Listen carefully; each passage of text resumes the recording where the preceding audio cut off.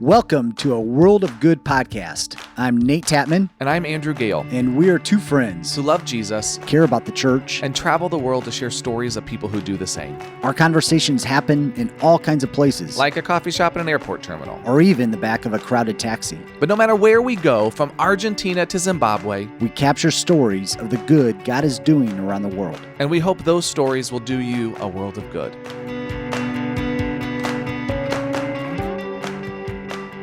Welcome to a World of Good podcast. My name is Andrew Gale, and I'm here with my good friend Nate Tatman. This is a special episode where we just want to talk a little bit about what's been happening in the part of the world where you serve, Nate, over there in Europe, and especially in Eastern Europe. And so we wanted to share, since this past week when Russia invaded Ukraine, there has been so much that's been happening. And a lot of people have been asking about people that are a part of our church family and what they're experiencing and what's happening on the ground. And so Nate and I felt like it would be a great opportunity for us to talk about what's happening on the ground, to try to connect and to give some updates and to just give some perspective of where we are today in the midst of this. So this is an out of series podcast episode, just giving you an update on what's happening in Ukraine and in Russia. So Nate, you're currently still in Madrid, but you actually had plans to try to travel recently that have all been canceled due to so much that's been going on. Yeah, so we are in Madrid. I did have the opportunity to travel to Germany a couple of days ago, I was supposed to travel to Russia and work with the local church there in Russia at the end of this month. Obviously, that is no longer going to happen. But yeah, this has been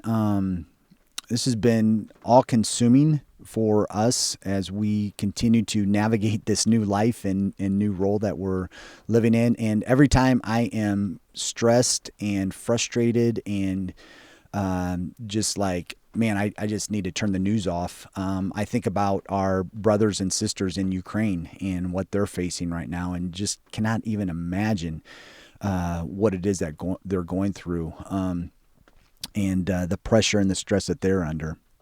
Yeah, and we definitely want you to share some of those updates, but I think it's also important to say that as we talk about this, people may either notice that we pause or are thinking, because in some ways we want to be careful exactly what we say, right? Because there's some protections that we want to give to those that we're connected to. So we're going to not share names, we're not going to share locations and specifics, and we're going to be reluctant to share too many details just because of the security issues. At the same time, we wanted to give some kind of a picture of what's going on for people in the United States who, you know, are fairly disconnected maybe from what's actually happening on the ground. But to say that you've been intimately involved and engaged and in conversation on a daily basis through texting and phone conversations with people on the ground in Ukraine, and so you have had a firsthand view of what's been happening. And again, not just from the news, but literally from the people who are experiencing, who are talking about hearing the bombings and the shellings and the things that are going on. Yeah. And just to be clear, I've never been to Ukraine. I had hoped to travel there and visit the churches on the ground there, the pastors. I'm not an expert on geopolitical matters by any means, and simply just interested and walking alongside the local church in Ukraine and in Russia as well. And we'll get into that a little bit as we've had some communication with the church in Russia. But so there's a pastor in central Ukraine who he is pastoring the largest church there, largest church of God in Ukraine. There's several around the country, or at least there were several around the country. He grew up in the Church of God. He grew up in a congregation on the eastern part of Ukraine that has been invaded. And in fact, his father was still pastoring there.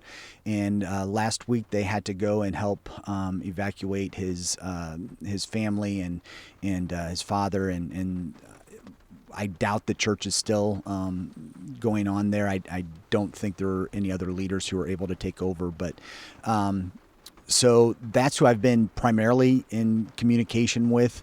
There's also a pastor from Germany who has helped start the Church of God in Ukraine, and been in some communication with him, maybe once or twice a week. But with the pastor in Ukraine, it has been pretty much a daily communication with him, and just figuring out what he's doing that day, where he has to go, who he's talking to, how can we pray for him. And just yesterday he told me that he was sick. He had a high fever, had a high temperature, and it was a day where they were going around to collect all the items that they needed. Oh my. So also within his church, he has a youth leader who speaks very good English, and she has a message for the church in the U.S. that we are going to share at the end of this episode, and we'll set that up before we play it. This is a really complex issue, and it's complex from a geopolitical perspective, but it's also complex even as if you get as granular as our experience in the Church of God, because we have churches in Ukraine, but we also have churches in Russia. Yeah. And so part of the conversation that I've been having with people is how we talk about what's happening in Ukraine, because many of the people that we're connected to in Russia aren't happy with what's happening either. So we have to be cautious to say that, the Russians are invading versus, maybe be more specific, it's the Russian government, that there are so many people, we've seen the protests, so many Russians who are not happy with what's currently happening right now, or were unaware of what the actions, by their leadership were intending with this invasion. Yeah. And to your point, Andrew, what I've seen in the news over here is videos of Russian soldiers surrendering and commenting on they didn't realize what they were doing. They were told that they were going in for training, and then from training they were going into the Ukraine for various reasons other than an invasion and taking over. And so they, under those false pretenses, they were doing what they were ordered to do, but once they realized what was happening, they've surrendered. And again, this isn't obviously widespread, but certain battalions or platoons. Yeah, I saw an article about that today too, where a Russian military personnel surrendered and was actually cared for by Ukrainians. The picture was of them giving him tea and giving him food, and they were letting him call his family back in Russia so that he could connect in with them and tell them. What a powerful story of compassion in the midst of incredible tragedy. Yep. And going back to the church in Russia as well, these are leaders and people who know each other, connect with one another, fellowship, meet for annual conferences and all of that. And so they had an upcoming conference, right? I mean, they had a conference, I think, that was supposed to be one in June, and that's just kind of on hold for right now, not knowing what the future holds for the next few months. So, but our interest here on this episode is really what is happening in the local church, and, putting myself in the shoes of the local church. What do you do? How do you respond? How can you respond? How should you respond during a crisis like this? And one of the things that this church in central part of Ukraine is doing is they are really becoming a refuge for their community, for their town, and even some people from around the country who have been displaced now. They have their own building, and so they're able to house people. Yeah. Feed people, give them basic provisions, some short term, some long term. Again, we don't know what that means in this moment, but some of them are making their way across Ukraine and hopefully to become, in their minds, become refugees as they go into Poland and other neighboring countries. Some are going to be internally displaced people and just trying to move as far away from the conflict as possible. But this church has become a refuge inside this city, and right now, and again, we can link this in the show notes. But right now, anything that is given to the disaster relief fund of Global Strategy and the Church of God is going to help not just this church, but the other churches as well throughout Ukraine, as they provide food, fuel, water, housing. Medication is a big issue as well for for internally displaced people, and as well as the time comes, again, it's too soon to really know. Plans haven't really been formalized, but also for refugees who have had to leave Ukraine. One of the things that has happened, and again, you may have heard this in the news already, but Ukrainian men between the ages of 18 and 60 cannot leave the country. And again, on the news over here, we're seeing lots of scenes where fathers, husbands are saying goodbye to their family at the train station, at the bus station, at the border, not knowing when they're going to see each other again, or if they're ever going to be able to return to Ukraine. And Wow. and oftentimes, at least most of the stories that I've heard and read, those fathers, after they say goodbye, they are going to volunteer for the Ukrainian military.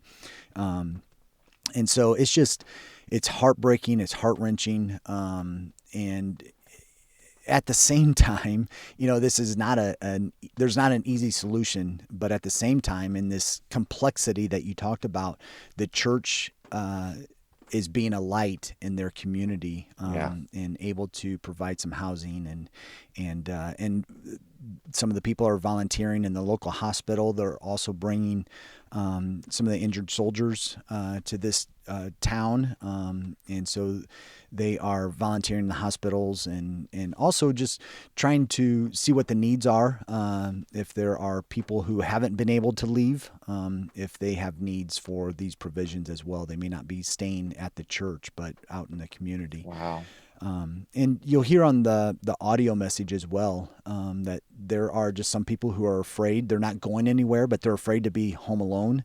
And they've found refuge in the church as well. And so in this season of darkness, in this time of darkness, it's very inspiring to me, at least, that the church is a light in the community, is able to talk with people, pray with people, provide resources for people as well. And I'm also grateful to see that in the midst of this difficulty, that the church around the world is connecting with one another. Yeah.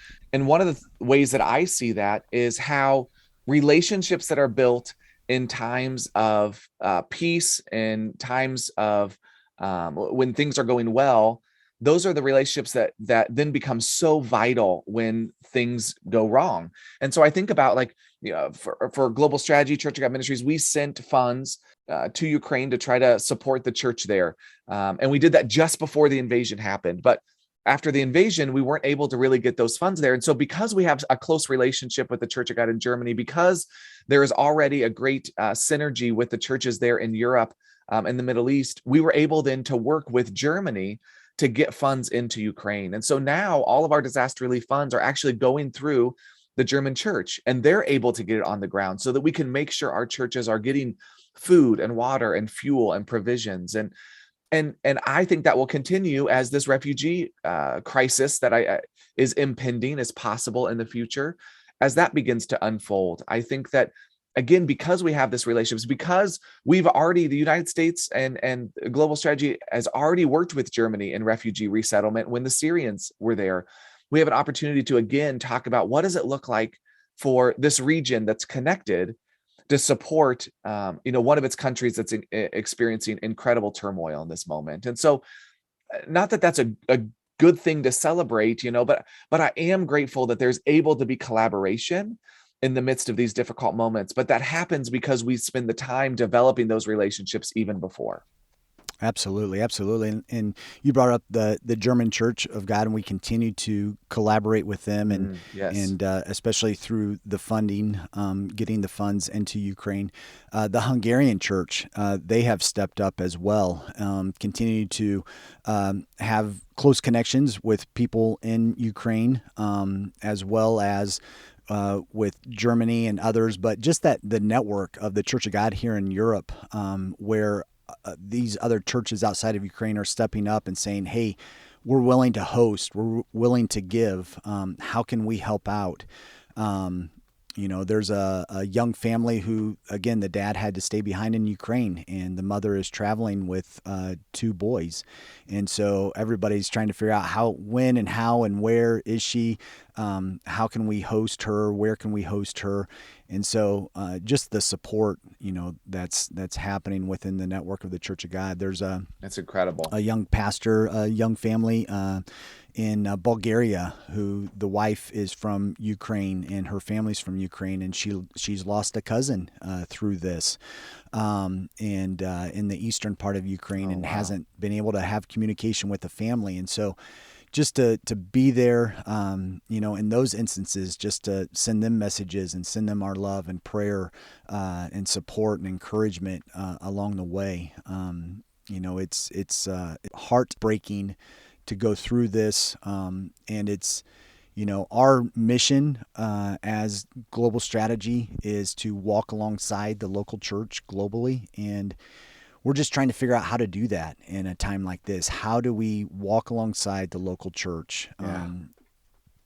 How can we walk alongside the local church globally when we can't be there physically with them to walk alongside? How can we do that from Spain and from Germany, from the U.S.?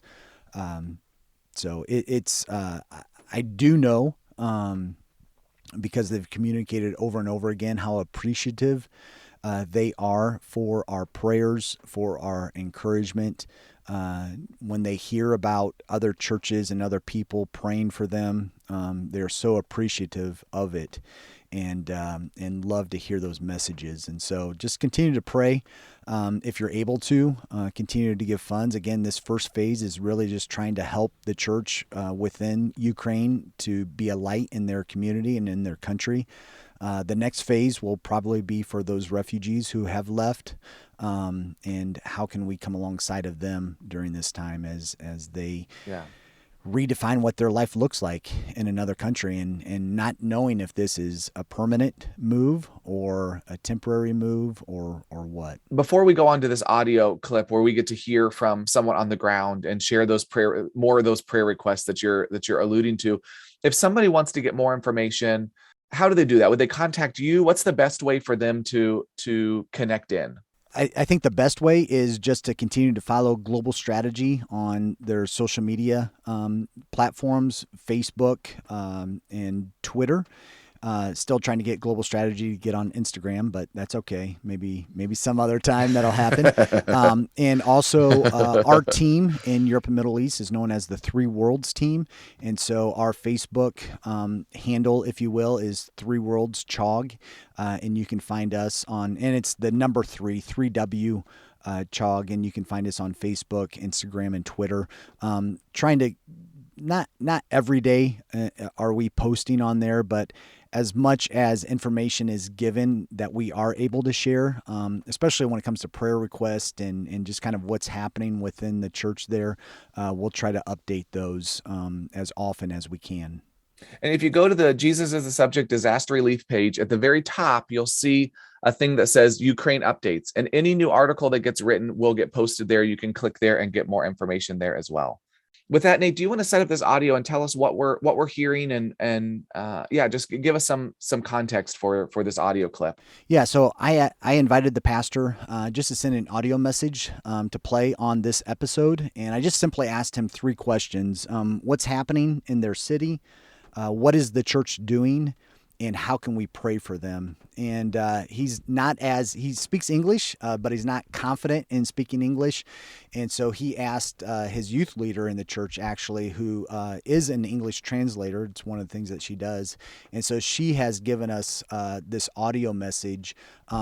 They collaborated together in what they wanted to say. But really, this is for the United States church to listen to and just to kind of get updated on what's happening there, as well as how to pray for them and for this crisis.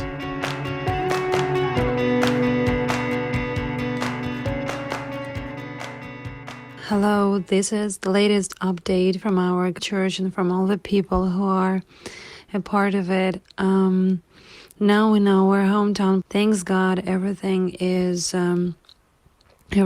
calm.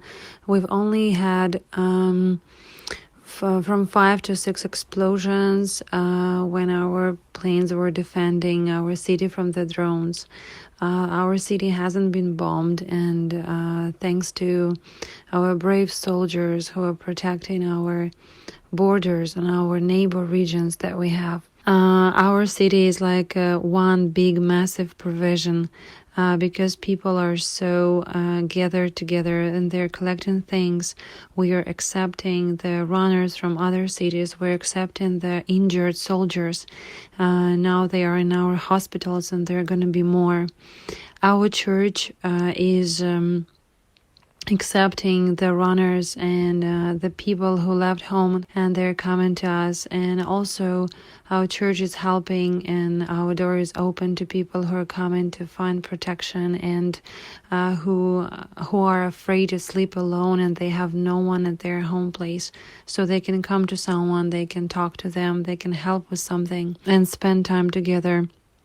A lot of people from our church are doing different things all around the city. There is a group which was organized by a couple people in our church, and they are helping especially to mothers, kids. They're helping in social work. They're looking how to help in the hospitals, and they're waiting for new injured soldiers to come in to give their hands, to give their time to help, to do whatever is needed there to be done. These 7 days we've lived like couple of lives, and we are praying first of all for the church to stay sober and not to sink into fear, into hate, into all the emotions that are widespread everywhere. And we feel everything together in love, in hate, and sadness, and kindness. So for Holy Spirit to divide all these feelings, pray for the safety of our hometown, so our town can be the place where people can come. So we will not spend time for defending ourselves, but we will just accept people and show them love. You can pray against the spiritual war that is going on, because it's not only the physical part, the spiritual war against the government and the political leaders of the Russia, so they can be defeated, and so that God will just stand between those two countries completely. We've already seen and we've already read about hundreds of miracles which happen with our soldiers just because the church is praying and people are praying all the time. Pray for our youth, for them not to be hateful, for them to share hope, for them to share love. And there are some funny stuff, some humor that helps us to get through it, and just pray for that not to become something mixed up with anger, but to stay positive, to stay kind, to stay in love, and pray for all people who've lost their homes, for their lives to be restored as much as they could, and pray for all the church leaders around our country, around Russia, for them not to be quiet, for them to speak the truth, and for them to be good leaders for their people, and to be God's word defenders, and to be defenders of people's hearts and souls and bodies. We want just to thank everyone for helping and for donating, for us to be able to buy everything we need to provide the people that are staying in church and accepting people with food, with provision, and with every needed equipment. So may God bless you a lot, and thank you for your input, physical and spiritual, and thank you for asking us, and thank you for texting us. This is really really valuable. May God be with you, and we hope that we're going to see each other very soon.